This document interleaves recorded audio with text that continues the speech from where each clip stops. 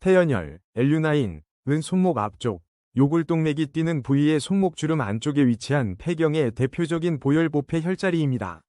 손목주름에서 엄지손가락 방향으로 손가락을 천천히 이동하면 구부렸을 때 오목하게 들어가면서 맥이 뛰는 지점이 느껴지는데 이곳이 바로 태연입니다.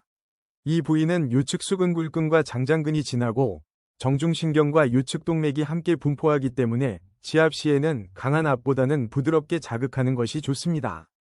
태연혈은 폐 기능 강화와 호흡기 보호에 도움을 주는 혈자리로 폐의 기운을 보하고 기침, 가래, 호흡곤란 등을 완화하는 데 효과가 있는 것으로 전해집니다. 기침이 오래가거나 감기 후 폐가 약해진 느낌이 있을 때, 특히 목과 흉부가 답답하고 숨을 깊게 들이쉬기 어려울 때 태연을 눌러보면 묵직한 반응과 함께 시원함이 나타나는 경우가 많습니다.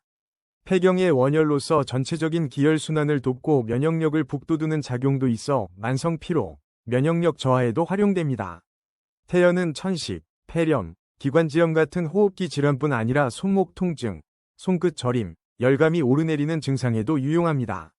손을 자주 사용하거나 스마트폰 PC 작업이 많은 사람, 손목이 자주 차고 뻣뻣한 사람에게도 도움을 줄 수 있습니다. 특히 손목이 시리거나 감각이 둔한 사람은 태연을 눌렀을 때 반응이 더 뚜렷하게 나타납니다. 일상에서 사용할 때는 엄지손가락으로 10초간 부드럽게 눌렀다 풀기를 3에서 5회 반복하면 좋습니다. 통증이 세게 오는 것보다 시원하면서 묵직하게 반응하는 느낌 정도의 압이 가장 적절합니다. 손목이 약하거나 통증이 있는 사람은 검지와 중지로 가볍게 집어 올리듯 자극해도 충분합니다. 전통적으로 태연혈과 함께 사용되는 한약재로는 폐를 촉촉하게 보호하는 백합, 기침과 가래 완화에 도움을 주는 맹문동, 폐열을 내려주는 지골피, 기관지를 맑게 하고 가래를 풀어주는 도라지 등이 있습니다. 음식으로는 배즙, 연근, 도라지청, 유자차 등이 폐와 기관지를 보호하는 것으로 알려져 있습니다. 주의할 점으로는 위장이 약한 사람에게 백합이나 맹문동이 부담될 수 있고 혈압이 낮은 사람은 과도한 자극을 피하는 것이 좋습니다.